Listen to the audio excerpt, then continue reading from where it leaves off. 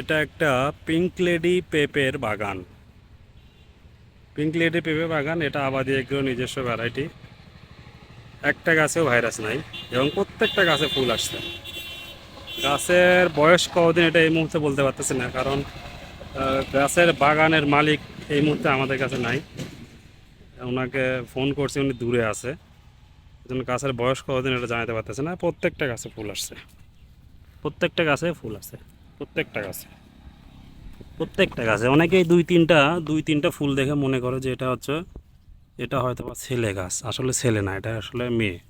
একাধিক ফুল ধরবে, বাদায় বাদায় ফুল ধরবে, বাদায় বাদায় ফুল ধরবে। প্রত্যেকটা গাছে ফুল আসছে।